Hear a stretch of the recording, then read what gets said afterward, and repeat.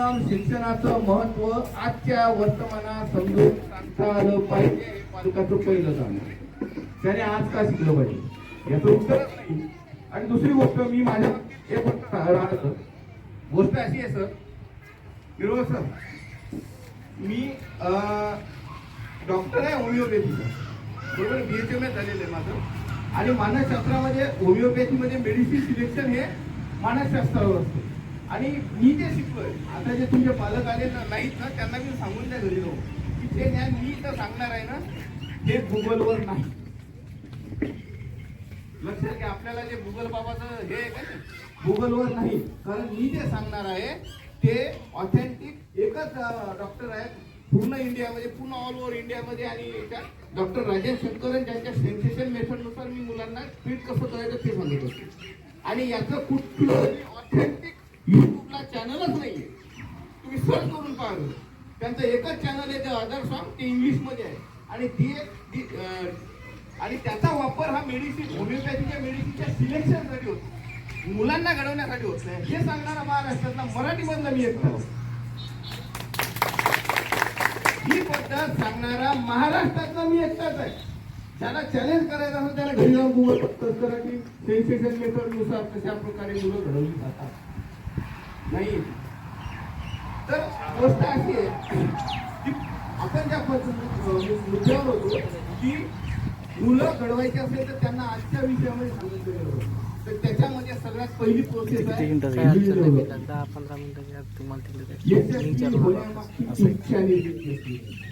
Will is the key factor for any success. Maximum लोक इथे शेतीमधले आहेत, मॅक्झिमम लोक. तुम्ही आता ज्या शेती पेरता, तुम्ही शेती पेरल्यानंतर आज जाऊन बघा, तुम्हाला निसर्गाचा एक चमत्कार हा आहे की एवढूसा छोटासा रोपटं जमीन फाडून बाहेर निघतं. तुम्ही बघितलं, प्रत्येकानं बघितलं, एवढूसा छोटासा रोपटं जमीन फाडून बाहेर निघतं. पण त्याला बाहेरून तुम्ही टच करा, गदम आहे निसर्ग. मला मानसशास्त्र तिथं समजायला काय एवढूसा रोपटं जमीन फाडून बाहेर निघतं. पण if you touch it it break down. तुम्ही थोडं जरी टच केलं, आपण आता मी लहान मुलांना सांगतो की बाबा हे आकाश जे आहे ना ते नवीन नवीन आहे बरं, त्याला पाहायला बघू नको, ते फुटून पडतं. मग मला एक सांगा, निसर्गाचं कॉन्ट्रॅडिक्शन काय निसर्गानं फाडून बाहेर निघतं. पण ज्या वेळेस तुम्ही त्याला बाहेरून टच केलं फुटून पडतं. मग ते डेलिकेट आहे, म्हणजे तुम्ही बाहेरून टच केलं तर फुटून पडते ना. हा मग काय दोन्ही बरं आहे. निसर्गाचा सिद्धांत एक सांगतो तुम्हाला. आपल्या इथे अंडा असते नाही, अंड्याचा सिद्धांत आहे. अंडा जर बाहेरून फोडलं तर त्याची भुरकी होते ना, आपण बरोबर. अंड बाहेरून फुटलं तर त्याची भुरकी होते तव्यावर, आतून फुटलं तर नवीन तू जन्माला येतो. आम्ही पोराच्या छटाकावर बसून सांगतो की इंजिनियर होईल. आलं लक्षात? पॅरेंटिंग काय, मी हे उदाहरण ज्या सांगतो माझ्यावर टीका झाली महाराष्ट्र हे काय सांगताय तुम्ही. मी नेहमी एका कोंबडीचं उदाहरण सांगत असतो, पण पॅरेंटिंग काय काय कोंबडी ज्या अंड्यावर बसते आणि आपल्या घरी तुम्ही पहा निसर्ग काय सांगतोय आपल्याला. निसर्ग काय सांगतो, निसर्ग हे सांगतो की कोंबडी ज्यावेळेस अंड्यावर बसते त्यावेळेस 21 दिवस ते अंड्यावर बसले तरी लक्षात घ्या तिथं एकही अंड फुटत नाही. जरा लक्षात करायचं, पॅरेंटिंग इथं आहे, पालकत्व इथं आहे. पालकत्व काय म्हणतं, कोंबडी 21 दिवस स्वतःच्या पंखाखाली अशा प्रकारचं वातावरण तयार करते की अंडा आतून फुटलं पाहिजे, कारण तुला माहित आहे अंड जर बाहेरून फुटलं नाही. प्रश्न हाच आहे साहेब, प्रश्न हाच आहे. याच्याशिवाय येतं का आवाज? प्रश्न हाच आहे, पॅरेंटिंग हेच आहे की तुम्ही तुमच्या घरामध्ये पालक म्हणून अशा प्रकारे तुमच्या पंखाच्या खाली वातावरण तयार करा की पोरांना स्वतः म्हटलं पाहिजे. आप समज में आहे, ही सगळ्यात मोठी गोष्ट आहे. आमचा प्रॉब्लेम काय आहे, आम्ही छताडावर बसून त्याच्यातून काढायचा प्रयत्न करतो इंजिनियर. आणि तुम्हाला जर विचारलं की का तुमचा मुलगा डॉक्टर का करायचा, तर तुमचं उत्तर हे असतं, साहेब मी नाही म्हणून माझ्या मुलाला. तुझं उत्तरच नाही. मानसशास्त्र असं सांगते की every person in this world is different. त्यानंतर प्रत्येक मनुष्य एकमेकापेक्षा वेगळा आहे. माझं व्यक्तिमत्व वेगळं, माझी जडणघडण वेगळी, तुमचं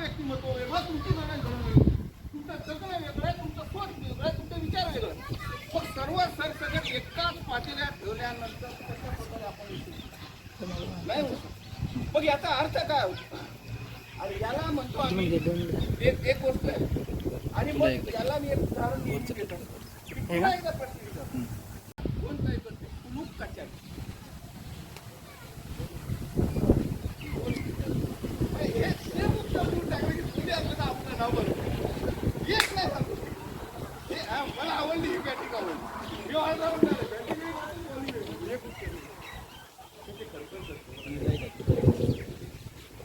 हे सेफ उत्तर दे. मला आवडलं ते उत्तर. काय काय देत? कोण उघडतं?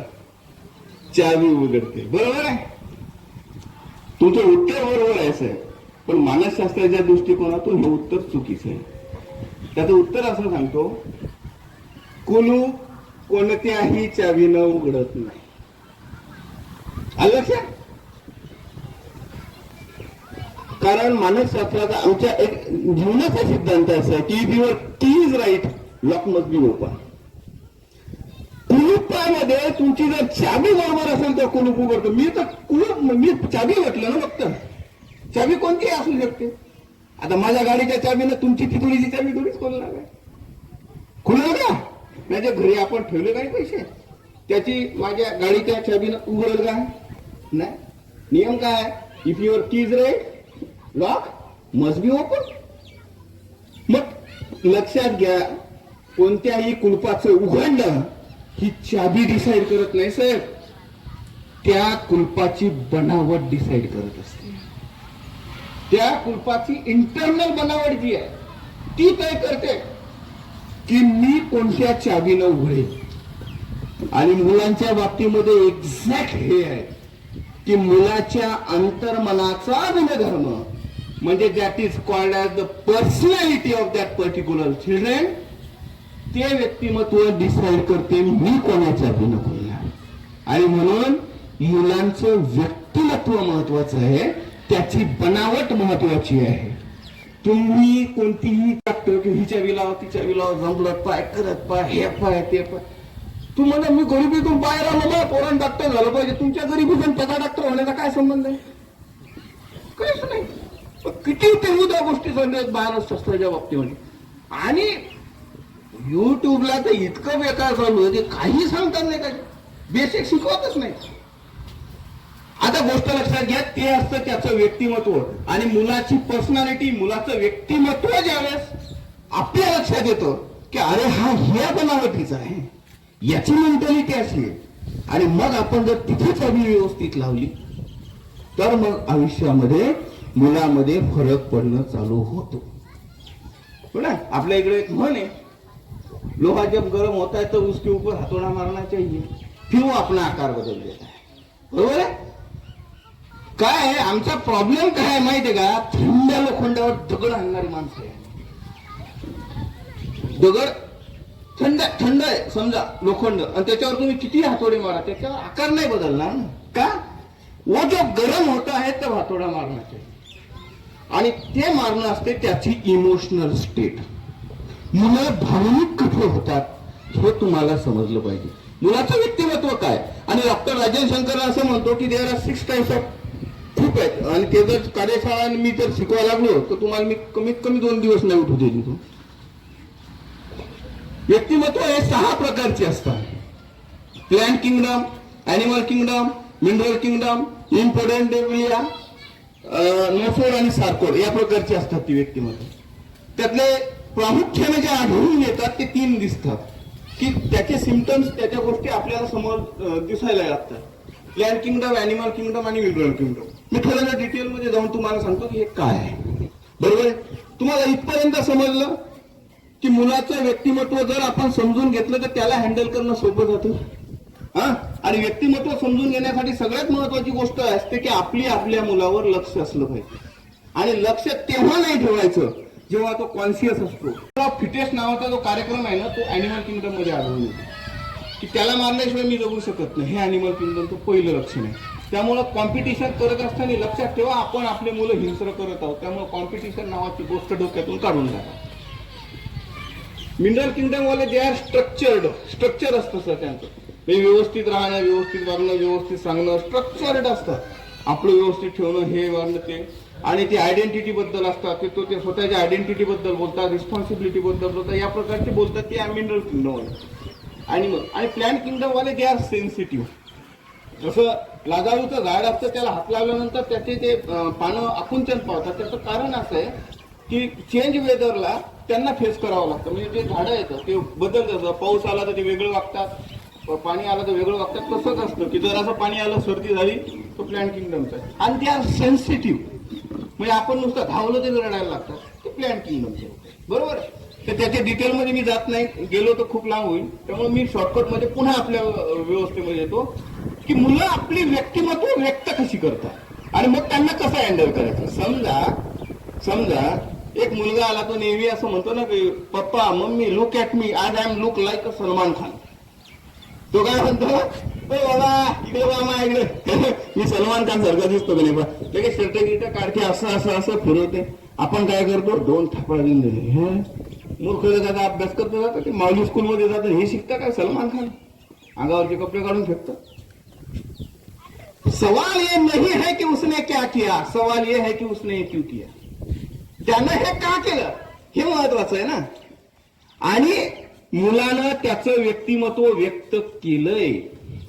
टू समवन नावाचा हा कार्यक्रम, कुणाला तरी बघून. बरोबर आहे. आता कुणाला तरी बघून व्यक्तिमत्व व्यक्त केलं.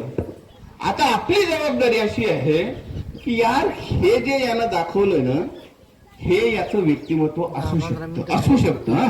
आम्हाला पाठांतर सांगतो, ज्या तुम्हालाही माहित नाही ना, स्वतः सलमान खानलाही माहित नाही. तो सलमान खानच्या लग्नाची तारीख सांगून देतो डायरेक्ट, या हिरोईन सोबत होणार आहे, हे त्याच्याही बापाला माहित नाही. पण हा सांगतो. त्याचं कारण असं असतं, मुलं स्वतःचं व्यक्तिमत्व कुणाला तरी बघून व्यक्त होत असतात, व्यक्त करत असतात. आणि ज्यावेळेस ते व्यक्त करतात मग त्याला समजून सांगा, मग त्याला इंग्लिशमध्ये, मग त्याला सलमान खानचे सिनेमे दाखवा. काय करतो, दाखवा त्याला पिक्चर पाय, त्या सलमान खान बद्दल सांग सांग सांग. आणि मग त्याला एखादं इंग्लिश मधलं त्याचं काय म्हणतात ते बुलाखस दाखवा, हे दाखवा, ते दाखवा, त्याच्या व्यक्तिमत्वानुसार सर्व दाखवा. आणि मग त्याला सांगा की सलमान खान अभ्यास केलेला आहे, तो अभ्यास करतो, त्याला इंग्लिश शिकायचं. आणि मग तो तुम्ही म्हणता म्हणून नाही शिकत, तो त्याला पाहिजे म्हणून शिकेल. आणि याला म्हणतात वर्तमान काळात जगणं, याला म्हणतात जैसा काल वैसाही तमाशा. जसं लेकरून व्यक्त झालं. आणि जगातल्या प्रत्येक गोष्टीसाठी शिक्षण आवश्यक आहे. बरोबर आहे. आता काही मुलं कुस्ती संवाद असतात, काही कोणाला व्यक्त करतात. दुसरा असा प्रकार आहे, आणि हजारो लाखो प्रकार आहेत. मी तुम्हाला सांगतो, जगात 7 अब्ज व्यक्तिमत्व आहे जगात, कारण तितकीच जगाची लोकसंख्या आहे. त्यामुळे प्रत्येकाचं व्यक्तिमत्व व्यक्त करण्याची पद्धत वेगळी असते.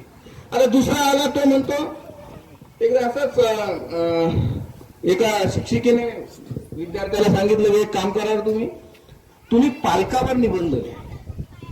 काय सांगितलं, पालकावर निबंध लिहा. आता त्यातले जे 40 पोरं असतात आपल्या, तर 38 मुलं साधारण असतात आणि 2 लयच बावंडे असतात, ते फारच खतरनाक असतात. त्यातल्या 38 पोरांपैकी 40 पोरांपैकी 38 पोरांनी लिहिलं की माझे आई वडील माझे पालक आहेत, आजी आजोबा पालक आहेत, काका काकू मावशी आजी सगळे माझे पालक आहेत, ते मला प्रेम करतात, चॉकलेट देतात, वगैरे वगैरे वगैरे वगैरे. हे 38 लोकांनी सांगितलं. मॅडम बरोबर व्यवस्थित चेक करत होत्या प्रत्येकाला. आणि मग उरलेल्या एकानं लिहिलं, पालक हिरव्या रंगाचा असतो. आणि पालकात पनीर टाकून केलेली भाजी ही पालक पनीर म्हटली जाते. आणि त्यानं पालक पनीरची अख्खी रेसिपी लिहून टाकली. तिसरा म्हणे, पालकाच्या सहाय्यानं जगातल्या सगळ्यात उंच बिल्डिंग बांधल्या जातात. आणि मग तो ना बुर्ज खलिफा बद्दल लिहत बसला होता सारा. जगातली उंच बिल्डिंग बुर्ज खलिफा आहे. तुम्हाला माहित नाही, ते गुगलमध्ये काय काय सर्च करतात, ते सर्च करतात, ते त्यांचं व्यक्तिमत्व असतं. बरोबर आहे. मग त्यासाठी आपलं पालक म्हणून कर्तव्य असं आहे की आपल्या बरोबर लक्ष असलं पाहिजे. आपलं लक्ष कोणत्या गोष्टीवर आहे, पावदर वही पावदर मार्क, पावदर वही पावदर मार्क. तेव्हा मास्तर येते का नाही रे, हे येते का नाही रे, हे मार्क कमी काऊन पडले. अरे याच्या व्यतिरिक्त तो काय करतो हे त्याचं व्यक्तिमत्व असतं. लक्षात. मग हे झालं पालकाच्या सहाय्यानं मानलं जातं. आता सवाल हा नाही, पुन्हा तेच सवाल हे नाहीये की उसने क्या बोला, सवाल ये है की उसने क्यों किया, त्यानं का केलं असं. आणि मग तो सांगतो, तो त्यातला जो पालकाच्या साह्याने इंजिनियर आहे तो सगळं सांगतो. आणि ज्यावेळेस तुम्ही सांगाल की या गोष्टीसाठी अभ्यासाची गरज आहे, त्यावेळेस ते मुलं त्या गोष्टीचा परिणाम होतो. आणि मी याला नेहमी म्हणत असतो ना की लोहा जब गरम होता हातोडा मारण्याच्या त्याचं कारण असते, मुलांना व्यक्त होऊ द्या आणि मग त्यांच्याशी खेळ खेळणं चालू करा. पॅरेंट, पालक आणि मुलं हे रिलेशन आहे ना मजेशीर आहे, मजेशीर. खेळता आलं पाहिजे तुम्हाला मुलाच्या भावनांसोबत. जसं तुम्ही त्याच्या शरीराशी खेळताय ना, की त्याला धरता, कुचलता, मारता, घोडता, कुस्ती खेळता, असं त्याच्या मनाशी खेळता आलं पाहिजे. एखाद्या दिवशी तो येतो, पप्पा हे बघा मी एक फार सुंदर चित्र काढलं, तुम्ही त्याच्या 2 काम साथ देता. प्रश्न हा नाहीये, 50 पोरं एकच चित्र कधीच नाहीत काढू शकत. आणि त्याला आम्ही डुडल्स म्हणतो, मानसशास्त्राच्या भाषेमध्ये त्याला डुडल्स म्हणतात. आणि डुडल्स हे मुलांच्या व्यक्तिमत्वाचा एक्सरे असतो. एखादं पुस्तक, आता जर मुलं असतील तर यांना इथं बसवा, त्यांना ते कागद द्या आणि त्यांना चित्र काढायला लावा, ते रिफ्लेक्ट होऊन जातात की ते काय आहेत. सिंपल प्रोसेस आहे सर. मी तुमच्यासाठी सुद्धा फार महत्वाचं आहे. एखादा विद्यार्थी जर लक्ष देत नसेल अभ्यासाला, त्याचं नसेल लागेल, तर त्याचं कारण काय आहे बा हे शोधणं हे शिक्षकाचं काम आहे. आणि तुम्ही शिक्षक मंडळी जी आहे ना, मी तुमच्यासाठी 2 गोष्टी सांगू इच्छितो की तुम्ही खुद्द देवाला भेटून आलेली माणसं. त्या धर्मात दयाचं लक्ष योनीतून जाऊन नंतर प्राप्त होतं. बरोबर आहे मी जे बोलतोय, जे धर्म जाणणारे, अध्यात्म जाणणारे लोक असतील. आता झालं असं की एक असाच होता, एक जीव म्हणा, आत्मा म्हणा, तो देवाजवळ गेला आणि देवाला म्हटला, यार देवा मी कटाळलोय जन्म घेऊ 10 लाख, आता मी झालं माझं ते सर्कल पूर्ण झालं, आता मी मनुष्य देवात जाणार आहे, तर मला असं कर, मला अमर करून टाक. म्हणजे हे झंझटच नको की सापात जायचं, मग माणसात जायचं, मग सर्पात जायचं, मग याच्यात जायचं, मग ते नको, मला मनुष्यच ठेव. ते म्हणले, देव म्हणला, यार हे बघ, मी तुला असं सांगू नाही शकत, वरदान नाही देऊ शकत, पण तू अमर होऊ शकत, तू अमर होऊ शकत. तर ते जीव म्हटला, देवा तुमच्या 2 वाक्यात कॉन्ट्राडिक्शन कसं काय? तुम्ही एका इकडे म्हणता की मी असं तुला करू शकत नाही, मी तुला अमर करू शकत नाही, मी अमर होऊ शकतो, असं कसं काय? ते म्हटले, तू खाली जाय आणि मी तुला गोष्ट सांगतो की लक्षात ठेव. अमरत्व म्हणजे नक्की काय? अमरत्व म्हणजे काय? किसी के जहन में जिंदा रहना. पण यांचं जर कुठे भांडण झालं असेल आणि वकिलाला भेटायला गेले असतील, कुठे ट्रीटमेंट घ्यायला डॉक्टरकडे गेले असतील, घर बांधताना आर्किटेक्चर आणला असेल, प्लंबर आणला असेल, कुणी आणला असेल, याला त्याचं नाव नाही माहित, पण ही त्या शिक्षकाचं नाव सांगता का? तुम्ही अमर होणार आहात लोकांच्या विचारांमध्ये. आणि हे अमरत्वाचं वरदान शिक्षकांसाठी आहे. त्यामुळे सर तुम्ही खूप छान प्रोफेशन मध्ये आहात, मला खूप आवडतं. माझे वडीलही शिक्षक होते, त्यामुळं आणि माझे वडील जे 94 ला आदर्श शिक्षक होते. ते आताच्या शिक्षकांना त्यावेळेस काही सोफिस्टिकेटेड नव्हतं, ते करदोडा टेस्ट करणारे लोक होते. नाही, इथून या प्रदेशाची सुरुवात होती किंवा यांना आंघोळ केली का नाही म्हणून करदोडा टेस्ट करायची. काय रे, करदोडा टेस्टेड लोक होते ते, मजा यायची. आता लक्षात घ्या, प्रत्येक पालकानं या प्रकारे शिक्षकांनी सुद्धा लक्ष ठेवलं पाहिजे की तो मार्क किती पाडतो याच्यापेक्षा त्याचं व्यक्तिमत्व कशा प्रकारे तो व्यक्त करतो आणि आपण त्याच्यासाठी काय करू शकतो हे पालकांना समजलं पाहिजे. आणि नंबर 2 लक्षात घ्या, आमच्या इंग्लिशमध्ये त्याला म्हणतात USR फॉर्म्युला. USRचा अर्थ होतो अनयुज्युअल, रिपीटेड आणि स्पॉन्टेनियस. USR अनयुज्युअल, रिपीटेड आणि स्पॉन्टेनियस. जी गोष्ट तुमचा मुलगा अनयुज्युअल करत, इतर मुलांपेक्षा वेगळा करत, त्या गोष्टीकडे लक्ष द्या. That is called unusual. Repeated करत, पुन्हा पुन्हा पुन्हा पुन्हा पुन्हा तीच गोष्ट करत. अनयुज्युअल, रिपीटेड आणि स्पॉन्टेनियस म्हणजे एकदम अचानक, काय हे उत्तर कसं काय आलं, हे कसं काय उत्तर झालं. म्हणजे त्यांनी जे सांगितलेलं मुलांचं जे स्वच्छ अंतकरण आहे ना, स्वच्छ, त्यांचा जो छंद आहे, त्यांचं जे व्यक्तिमत्व आहे, जे ते व्यक्त करतात, जे तुमच्या शाळेच्या बाहेरचं आहे, त्याला पकडून तुम्ही त्याला शिक्षण देणं शिका. हे जर शिकलं ना तर मुलांना हँडल करणं फार सोपी गोष्ट आहे. जगात फार मोठी काही करायची गरजच नसते. त्याचं मी एक उदाहरण तुम्हाला सांगतो. कसं आहे, मानसशास्त्राच्या ज्या गोष्टी आहेत ना त्या जर साध्या भाषेत सिंपल भाषेत सांगितल्या त्या लवकर पोहोचतात. एक तुम्ही रजत शर्मा नावाचं माणसाचं नाव आठवलं असेल. रजत शर्मा तुम्हाला माहिती असेल. रजत शर्मा म्हणजे इंडिया टीव्हीचा फार मोठा अँकर आहे आणि त्याचा एक कार्यक्रम भारतावर असतो, त्याचं नाव आहे आपकी अदालत. त्यामध्ये त्याने एक गोष्ट सांगितली. त्या कार्यक्रमाला अक्षय कुमार एक दिवस आला होता, फार मोठा ऍक्टर आहे तो. आला होता आणि त्यानं प्रश्न विचारला रजत शर्माला उलटा, की मी तुम्हाला प्रश्न विचारतो की तुम्ही गरीब होते, तुमची 10 बाय 10ची खोली, तुमचे लेकरं बाळ, तुम्ही आपले भाऊ बहीण वगैरे तुम्ही राहत होते, तर तुम्ही इतक्या अचिव्हमेंट पर्यंत कसे काय पोहोचले, इथपर्यंत कसे पोहोचले. त्यांनी सांगितलेला किस्सा प्रत्येक पालकानं घरी घेऊन जा.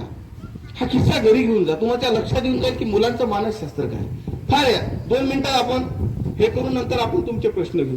काय झालं, तो म्हटला सर झालं असं की मला आहे ना टीव्ही बघण्याचा फार जबरदस्त शौक होता आणि त्यावेळेस तुम्हाला माहितीये, या पिढीला माहितीये, त्या 2 चॅनल होते टीव्हीवर. एक होतं DD1 आणि दुसरं होतं सह्याद्री. बाकी कोणते चॅनल नव्हतं, भरभाड नव्हतं, चाटाचुटा नव्हते, बरोबर आहे.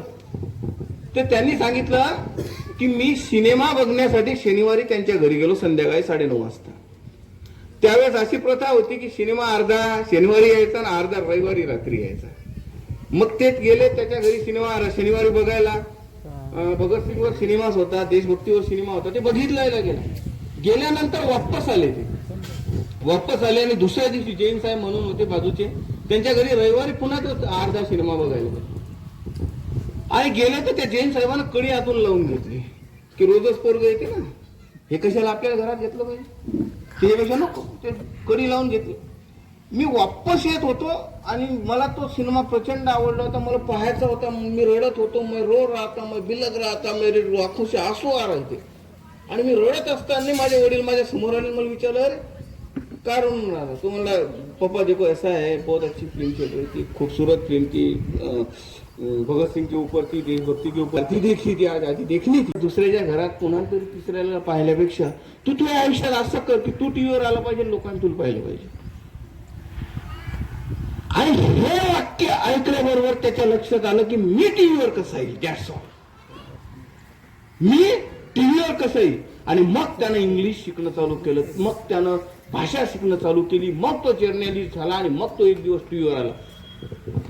गोष्ट अशी आहे की त्याचं वय आज 65 आहे. ही घटना 14व्या वर्षी घडली, त्या घटनेला 40 वर्ष झाले. तो म्हणतो तो प्रसंग, ती घटना मला आजही आठवते. आणि त्या बापाची शपथ, तुमच्या तर 14 मिनिटं अगोदर काय सांगितलं बापू ऐकत नाही पोरं. का मी जे तुम्हाला सांगितलं होतं ना की लोहा जब गरम होता है तो भी हातोला मारना चाहिए. मुलांचे इमोशन्स ज्यावेळेस फार एक्स्ट्रीम लेवलला असतात आणि त्यांची व्यक्तिमत्व तिथं टच होतं, असा प्रसंग. आणि ज्यावेळेस तो आला नाही तर त्या मुलाला विचारलं आईनं की आई का रे ते वडील वारले, तू आला नाही तो दुसरा. तो म्हटला कसं आहे आई, आम्ही आमचं ठरवलं, आमची बिझी आहो आम्ही बिझनेसमध्ये, आम्ही असं ठरवलं की आता पप्पा वारले तर मी आलो त्यावेळेस तो येऊन जाईल. मानसशास्त्रामध्ये मी नेहमी एक गोष्ट सांगत असतो की सर शिक्षक आणि पालकांचा समन्वय हा मुलांच्या व्यक्तिमत्व विकास, त्यांची नवी creativity, new creativity, specific identity, personality development मध्ये असली पाहिजे. आता मला सांगा इथं बसलेल्या कुठल्या पालकाचा या 3 गोष्टीशी तुमचाही संबंध आहे?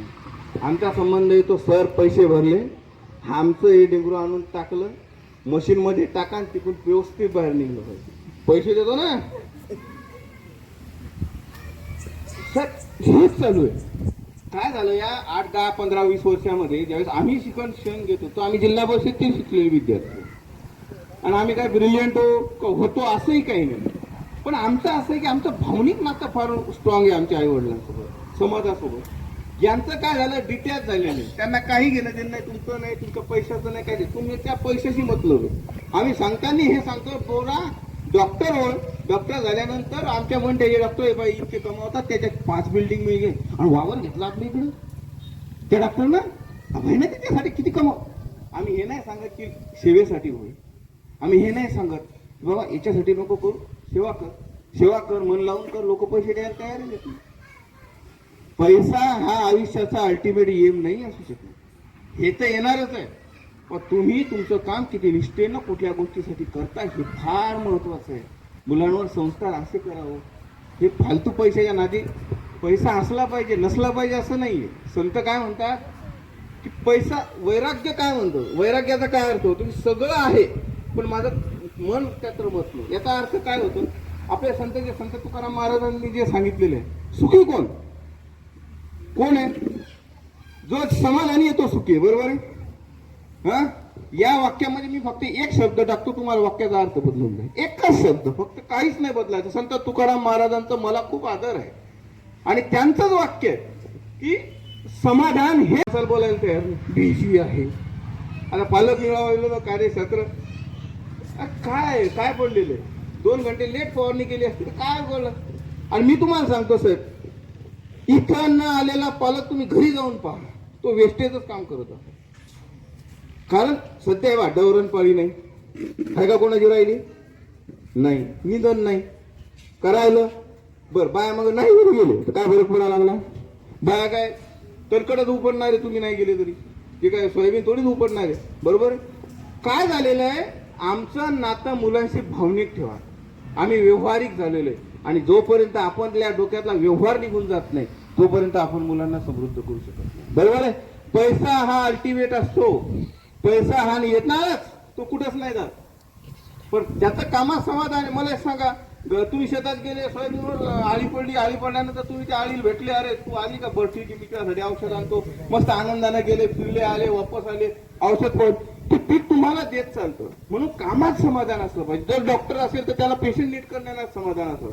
आता त्याच्या डोक्यात त्या बेड खाली आहेत ते का नाही, आता त्या सीझन नाही 4 बेड खाली आहेत. अरे तू आहे ते पेशंट कर ना, ते 4 बेड तर तुला काय करायचं, पण नाही, त्याला पूर्ण बेड भरायचे असतं. म्हणजे प्रॉब्लेम काय झाला, आणि शेवटी ज्याचं कामात आणि मुलांना अशा प्रकारे घडवा की त्यांचं ते जे काम करतील त्या कामात त्यांचं मन रमलं पाहिजे.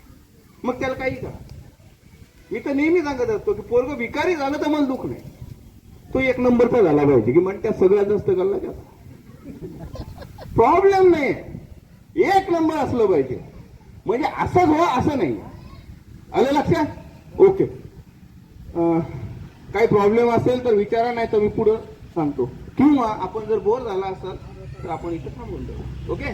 काही प्रश्न असतील तर सांगा, नाही तर मी पुढचं एक पूर्ण सेशन आहे इथं लॅटेंट फॉर्म मध्ये आहे.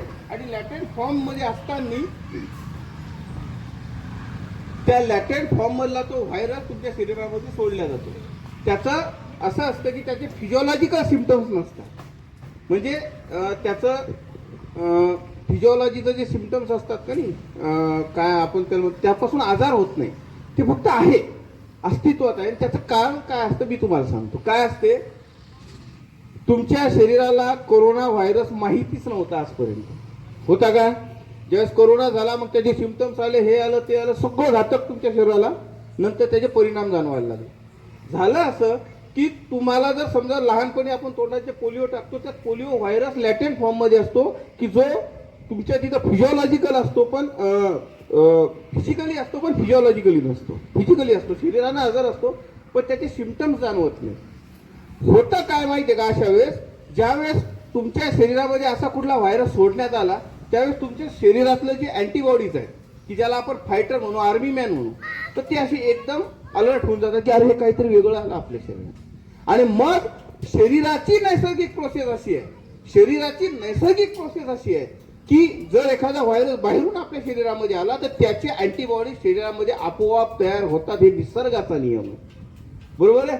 आता हे तर निसर्गाचा नियम आहे की अँटीबॉडी जर शरीरामध्ये तयार होतात तर ज्याही वेळेस तो डिसीज तुम्हाला होईल, म्हणजे कोरोनाचा व्हायरस सोडल्यानंतर तुमच्या शरीरात आता सर्वांच्या शरीरामध्ये अँटीबॉडीज तयार झालेल्या आहेत. आणि अँटीबॉडीज तयार झालेल्या असल्यामुळं आता तुम्हाला कोरोनाचा धोका नाही. बरोबर आहे. ही साधी व्हॅक्सिनेशनची प्रोसेस असते. आता कोरोना येऊन गेला म्हणून साध्या भाषेमध्ये मी तुम्हाला समजून सांगितलं. आता झालं असं की तो व्हायरस सोडल्यानंतर तुम्हाला सांगितलं असं ते 21 दिवस इंजेक्शन घ्यायचं आहे, इंजेक्शन घ्यायचं नाही, गोळी घ्यायची नाही, पॅरासिटामॉलच घ्यायची फक्त, बाकी काय नाही, ठणकाची गोळी नाही, काय नाही, काय नाही, काय नाही. बरोबर आहे. त्याचा अर्थ होतो की तुम्हाला जे सिम्पटम्स जाणवायला लागले होते की हातपाय दुखणं, गुडघे दुखणं, हे ते असं तसं, हे सिम्पटम्स तुम्ही 21 दिवस सहन करा. 21 दिवस सहन करा. तो कोरोना व्हायरस जो काय सोडलेला आहे त्याचे जे सिम्पटम्स तुम्हाला दिसतील ते सिम्पटम्स तुम्ही जाणवले पाहिजे तुम्हाला, आणि त्याचं काही ट्रीटमेंट न घेता तुमच्या शरीराला अँटीबॉडीज तयार होऊन जातात 21 दिवसानंतर, आणि तुमचं स्ट्रॉंग शरीर तयार निर्माण होऊन तुम्ही कोरोनाशी फाईट करू शकता. ही व्हॅक्सिनेशनची प्रोसेस होती, बरोबर आहे. यातून सर्व गेलेले आहेत म्हणून मी साध्या पद्धती सांगतो. आता हाच उत्तर असतं सायकोलॉजिकल व्हॅक्सिनेशन म्हणजे काय, मानसशास्त्रीय लसीकरण म्हणजे काय. मानसशास्त्राचा सगळ्यात मोठा आजार आहे शिझोफ्रेनिया, वेडसरपणा. हो, आणि त्यानंतरचा आहे सुसाईड, आत्महत्या. मुलांच्या ज्या आत्महत्या आज केल्या ना, या होऊन राहिल्या ना, याचं कारणच असं आहे. सगळ्यात महत्वाची गोष्ट अशी आहे की ह्या मुलांच्या आत्महत्या रोखण्यासाठी याच्यासाठी मी सायकोलॉजिकल व्हॅक्सिनेशन नावाचा एक शब्द इजाद केला. यामध्ये काय होतं, मुलं का आत्महत्या करतात, त्यांना अपयश आलं की मुलं आत्महत्या करणार, बरोबर आहे. माझं असं म्हणणं आहे, मुलांना थोडं थोडं अपयश लहानपणापासून द्या. जसा कोरोना सोडला का नाही, तसं अपयश मुलांना सोडा. आमच्या सायकोलॉजीचा नियम असं सांगतो, मुलगा 10व्या वर्गापर्यंत एकदा दोनदा फेल झालाच पाहिजे. मी स्पष्ट मताचा आहे, कारण त्यावेळेस 10वीत जाईल तो, बोर्डाच्या परीक्षेत जाईल, तिथं फेल झाला तर काय करेल तो आत्महत्या करेल. आजकाल फेल होणं आता विषय नाही राहिला, आणि हे शिक्षण व्यवस्थेचा सगळ्यात घातक परिणाम आहे साहेब, की तुम्हाला ते पासच करावं लागतं. हे इतकं बोगलबाजी झालेली आहे शिक्षणाची की मुलं 12वी नंतर त्याला कळतं की अरे आपल्याला तर काहीच येत नाही. म्हणून सायकोलॉजिकल व्हॅक्सिनेशन म्हणजे काय, तर मुलांना अपयशी करा, फेल करा गेलं पहिल्यावर, नाही निदान तर प्रथम सत्रात तरी फेल करा. प्रथम सत्रात निदान ज्याचं रेकॉर्ड सर आपल्या जवळच असतं का नाही, जे पालकाला आपण देत नाही, निदान तिथं तरी मुलांकडे फेल करा. त्यांना अपयश दाखवा, त्यांना भूक दाखवा. आधी इथं खूप पालक असे असतील की जे शेतात दिवसभर काम करतात आणि ते इथं राहतात, आणि इथं राहतात आणि मुलाला वावरात घेऊन जात नाही. त्याचं कारण असं आहे की बाबा आपण तर आपलं आयुष्य वावरात गेलो, बरोबर आहे, त्याला वावरात नेलं तर कसे आले, त्याच्यापेक्षा त्याला शिकू द्या, झोपटा वावरात त्याला. हेच सायकोलॉजिकल व्हॅक्सिनेशन आहे. मुलांच्या आयुष्यामध्ये तुम्ही जेवढे अडथळे निर्माण करसाल ना, मुलगा तेवढा स्ट्रॉंग होऊन बाहेर निघेल. सगळंच ऐकतं गेल्यावर काय, आणि हे तर इतकं काय काय पद्धती आल्या साहेब. एक दिवस आम्ही एक किस्सा सांगतो की लोक काय काय विचार करू शकतात. एक बाई आली डिलिव्हरीसाठी, आणि तिचं नॉर्मल डिलिव्हरी करायसाठी आम्ही प्रयत्न करून राहिलो होतो, तर ती म्हणली नाही साहेब आमचं शिजर करा. असं म्हणणार आहे बरं बा, तुम्ही लक्षात घ्या. मग का, तर त्यानं तिनं सांगितलं, मी सांगतो तुम्हाला काय असतं माहिती काय, मजेशीर असलं पाहिजे काहीतरी. ती म्हणे माझं नॉर्मल डिलिव्हरी करायचीच नाही, माझं सिझर झालं पाहिजे. ठीक आहे, आता काय आहे, बकडा जर म्हणत आता झालं असं की तिचं म्हणणं असं आलं की सर, म्हणजे आम्ही एका प्रतिष्ठित दवाखान्यामध्ये मी तिथं अंडर प्रॅक्टिस करत होतो डॉक्टरच्या. ती म्हटली सर एक काम करा, रात्री 1:30 वाजता म्हणजे 1:35 माझं शिजर झालं म्हणजे. बरं, डॉक्टर म्हणले वा, भूल द्यायचे डॉक्टर, सिझरचे डॉक्टर, अंडर प्रॅक्टिसवाले डॉक्टर, असिस्टंट, हे रात्री याचे डबल पैसे घेतात. ते म्हणे तिप्पट. काय विषय, पोरगा जन्माला आला पाहिजे 1:35 रात्री. ठीक आहे. आता ते असं झालं की मी म्हटलं ही केस आहे ना, एक्स्ट्राऑर्डिनरी केस आहे माझ्या आयुष्याची. असं कसं होऊ शकते, एखादी बाई येते ती म्हणते की मला नॉर्मल डिलिव्हरी करायची नाही, मग सिझर करा, 1:30 वाजता करा, काय कार्यक्रम असला. मी एक दिवस तिच्या डिलिव्हरी झाली, सगळं प्रोसेस झाल्यानंतर मग ज्यावेळेस ट्रीटमेंट करत होतो डॉक्टरच्या सुपरव्हिजनवर मी तिने विचारलं, माझ्याकडून नाही रावले गेला तर मी पहिल्या बरोबर जरा गावातला असल्यामुळे खोडकळ आहे मी तिच्याजवळ घेऊन म्हणलंय काय कार्यक्रम मला सांग, मग डोकं फिरलंय तू ती केस पाहिल्या. ती म्हणे 1:30 वाजता 1:35 असं वेळ की आमच्या महाराजांनी सांगितलं होतं, पोरग जर ती 1:35 जन्माला येईल तर ते कर्तृत्व आणणार. टाईम नाही टळला पाहिजे, म्हणजे पैसा गेला झालं.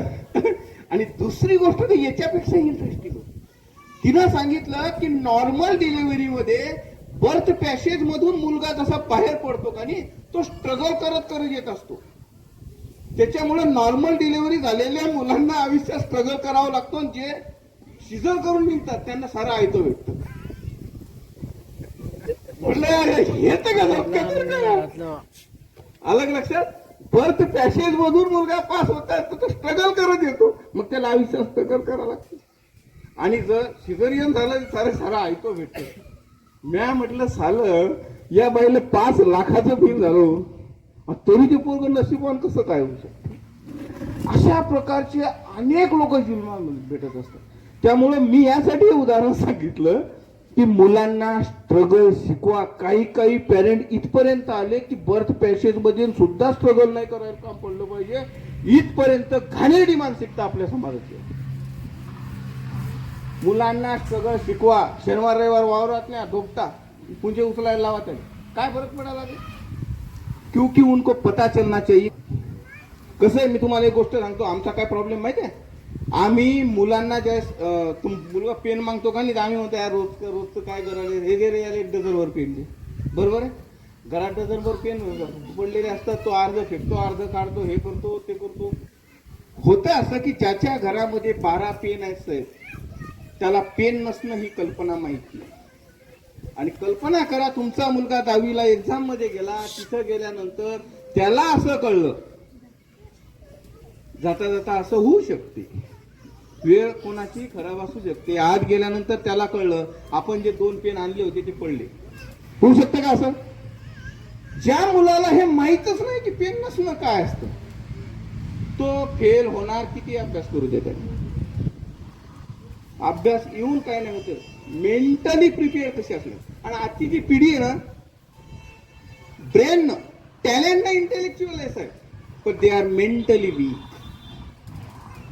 आपल्याला मुलं मानसिक दृष्ट्या स्ट्रॉंग करायची आहे. बुद्धी इतकी तितकी कमी असलीच चालते, काय फरक नाही. ज्या माणसाला हे माहीतच नाहीये की पेन नसणं ही कल्पना ज्या मुलाला माहित नाही, त्याचं जर 10व्या वर्गाच्या त्या पेपरला जर पेन नाही सापडला वेळेवर तर तो त्याच्या आयुष्यात फेल होईल. म्हणून मुलांना पेन देताना 1-2 दिवस देऊ नका. काय कुठं कॉम्पिटिशन कुठं अमेरिकेत चालू देऊ नका त्याला पेन. पेन नसणं ही कल्पना काय होते, मग तो काय करेल त्यावेळेस हे त्याचं व्यक्तिमत्व आहे. आलो दे मग तो काय करतो, तो सरला मागल, तो बाजूच्याला मागतो, तो प्रिन्सिपलला मारतो, रडत बसतो का कोणाचा चोर. तो एकदा पाहू तर घरी की चोर आहे का, टेस्ट करू. आलं लक्षात. म्हणजे कुठलीही गोष्टची अवेलेबिलिटी ही माणसाला मेंटली वीक करत असते. श्रीमंताचे पोरं सर्वात जास्त आत्महत्या करण्याचं कारणच आहे. सगळं आहे पण मायबाप जवळ नाही, भाऊ जवळ नाही, कोणी जवळ नाही, काय करणार. वास्तविक आपण जे ऐकतो टीव्हीवर यांना आत्महत्या करते ना, आपल्यासारखा गावातला माणूस काय करतो, गावाला काय कोणी बोलला असं आराम करायला, इतकी मोठी इस्टेट याच्याजवळ काऊन देऊ दिला. त्याचं कारण आहे मेंटल प्रिपरेशन नाही आहे अपयश देण्यासाठी. एकदा फेल होईल, 2दा फेल होईल, 1000दा होईल, करा त्याला फेल करा. आणि तुमचा आणि शिक्षकाचा समन्वय व्यक्तिमत्वाचा असला पाहिजे की सर याच्यामध्ये म्हणजे एक नवीन गोष्ट समजली, सर हा असा व्यक्त होतो बरं, सर याला याच्या बाबतीत जर काही होत असेल तर असं करा. आणि सर त्याने नवीन क्रिएटिव्ह केली, सर त्याने हे चित्र काढलं, सर त्याने हा अभ्यास केला, सर त्याने हे मातीची गोष्टी केल्या. याच्यावरून तुमचं आणि शिक्षकांचं एकमेकांशी समन्वय असला पाहिजे. That is the classical management of teacher and. Okay, समजला. मग किती लोकांना वाटतं मुलगा एकदा तरी नापास व्हावा, झालाच पाहिजे, काय फरक नाही पडतो. खरंच ना मी सांगतो. आणि मग काय करा, हे नाही झालेच चालतात. तुम्हाला जर असं वाटत असेल की आमच्या मुलानं मेरिटच यावं तर ठीक आहे, पण त्याला अवांतर परीक्षेला अशा बसवा की तो तिथं फेल झाला पाहिजे. नवोदय असेल, स्कॉलरशिप असेल, स्पर्धा परीक्षा कोणते टाकून द्यायचं. त्याला आपल्याला माहिती त्याचा काही परिणाम होणार नाही शिक्षणावर. सहज कुठेतरी मॅरेथॉन आहे, पोरगं पळवायला नाही तर शेतात नाही तर वावरात नाही तर त्याला त्याच्या हिशोबानं स्ट्रगल करू द्या. मुलांना जर तुम्ही स्ट्रगल करू दिलं नाही तर ते अपयशी होणार म्हणजे होणार. हे माझं आजचं वाक्य. ओके, चल थँक्यू. जर काही प्रश्न असेल तर कृपया विचारा सर. नाही तर मग आपण इथं हे करू. काही प्रश्न आहे का आपले पॅरेंटिंग मधले, पालकांना येणाऱ्या समस्या, शिक्षकांना येणाऱ्या काही समस्या आहेत का? हे पहा, एक इंटरेस्टेड गोष्ट तुम्हाला सांगतो. तुमच्या दिवसापासून तयारी करील, 2 दिवसापासून करील, 1 दिवस करील. मी पूर्ण कॉन्शियसली आलोय, सबकॉन्शियसली जे मनातून येईल ते व्यक्त होण्यासाठी मुलांना सरळ सांगायचं, सांग काढ चित्र, काही काढू दे. त्यानं त्याचं नाव जरी सांगितलं ना तर तो त्याच्याबद्दल सगळं व्यक्त करत. आणि मग त्यांना विचारा की तू कसं आहे, का काढलं चित्र, का काढलं, कशाबद्दल काढलं, याचा नेमका सायकोलॉजिकल प्रॉब्लेम काय. आम्ही असेच घेत असतो. एकानं चित्र काढलं, एक दोन माणसं आहेत, एक इकून माणूस आहे, एक इकून माणूस आहे, एकमेकाच्या गच्च्या धरलेल्या आहेत अशा फस्त खास, आणि ते पोरगं खाली त्या पायाला एक चिपकून राहिलं असं. मी म्हटलं याचा अर्थ काय रे. तो म्हटलं हे दोघं आहेत ना, एक फुलता आहे का काय, वावरासाठी भांडता, ये का धुऱ्याला बांधून. आणि मी आलो मग इथे बाबाला सांगितलं का तो की बाबा भांडण करू नका म्हणून चिपकला का. नाही नाही फुलते चिपकेले. मी म्हणलं काऊन रे, म्हणजे चावा लागतो. म्हणजे हे काय, त्याच्या डोक्यात तो परिणाम आहे. आलं लक्षात. त्यानं काढलेल्या चित्राचा परिणाम तो आहे, आणि तो तुम्ही म्हणताय अभ्यास कर, त्याच्या डोक्यात दूरच का नाही. आलं लक्षात. मग अशा वेळेस त्याला समन्वयानं समजवता आलं पाहिजे. हा एक रे.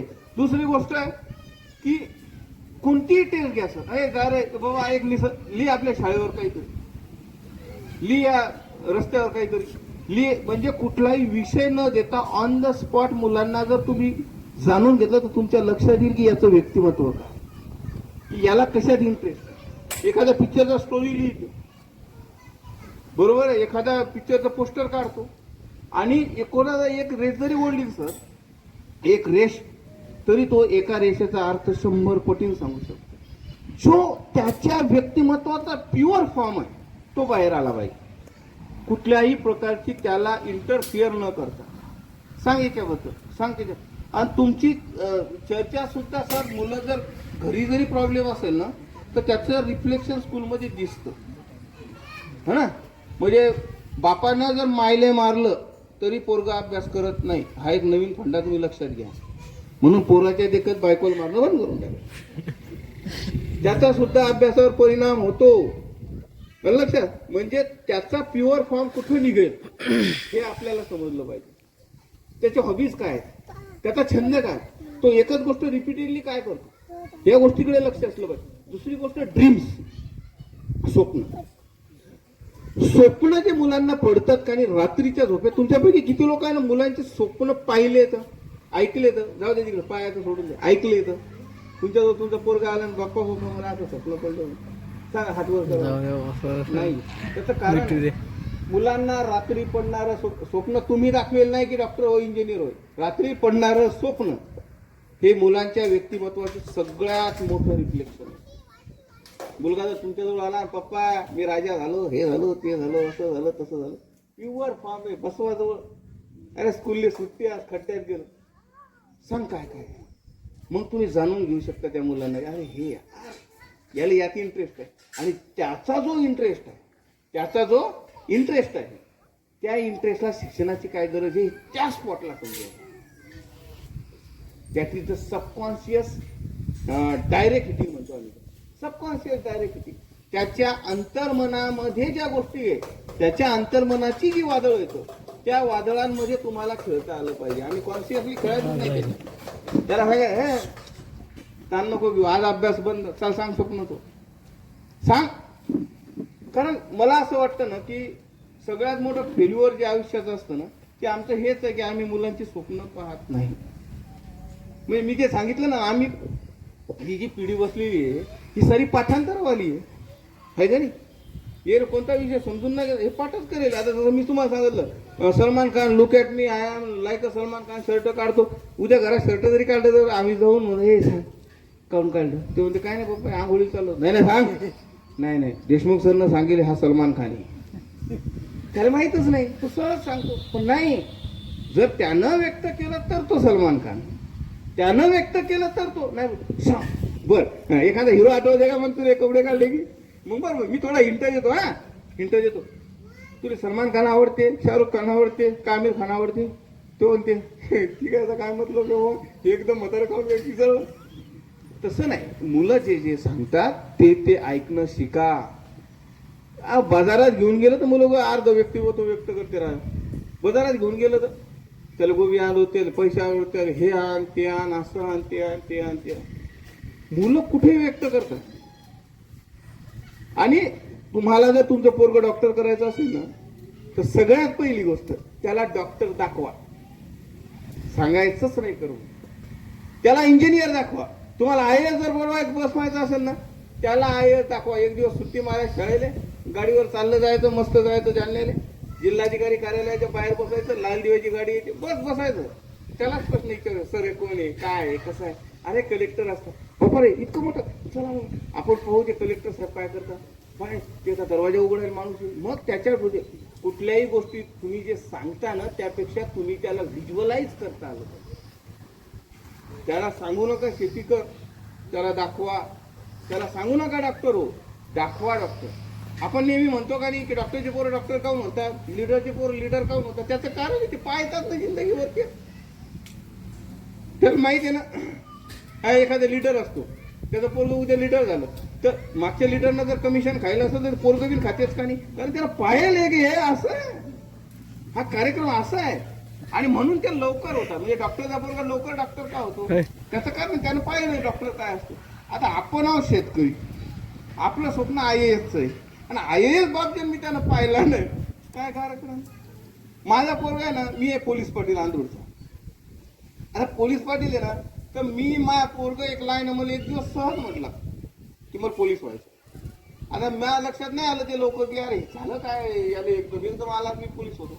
मग माझ्या लक्षात आलं की ज्यावेळेस ते शिंदे साहेबाच्या मुलाचा दौरा होता का नाही, त्यावेळेस ती अख्खी लहारी एक पोलिसाची आमच्या घरी आली. तिथं समृद्धीवर त्यांचं ते विमान होतं, आपले हेलिकॉप्टर उतरणार होतं.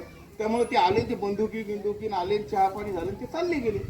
तर माझ्या नंतर लक्षात आलं की त्यातल्या एका पोलिसाचा त्यानं गन हाताळली त्यावेळेस, सहज खेळायचे. आणि मग ते आमचे माझ्या घरी पोलिसांचं नेहमी येणं जाणं असतं ना, त्यामुळे ते पोलीस मी त्याला खेळू दिले. आणि मग ते गेल्यावर त्यानं सांगितलं मी पोलीस होणार. मग मी म्हटलं पोलीस होणार आहे, गाडीवर किक मारली, लगेच डोंगावली घेऊन गेलो ते पोलीस स्टेशनची. चाललं म्हणलं आज शाळाच नाही शिकायची आपली. लगेच त्याला PSI सांगितलं, हे कॅबिन असते, हे असते, ते असते, असं असते, तसं असते, हे जेल, हे चोर, हे महिलाचं जेल, हे ते सगळं दाखवून आणलं. आता त्याला त्यावेळेस ते आवडलं. आता तो प्रसंग त्याच्या आजही कायम लक्षात आहे. आणि तो आजही मला म्हणतो की मी PSI झाल्यावर तुमची मीटिंग घेणार. म्हणलं घे बाबा. लक्षात आलं का तुमच्या मुलं ज्यावेळेस व्यक्त होतात ना, त्यावेळेस त्यांच्या भावनेशी असं मजेशीर खेळायचं. आमचं म्हणजे काय, दांडुकला हाती अभ्यास करून नाही करत घरी आहे. अरे तू काय, तुम्हीच नाही केलं त्याला काय येणार. बरोबर, ही रीतच नाही तर पोर कुठून येणार. ओके, काय प्रश्न असतील तर सांगा.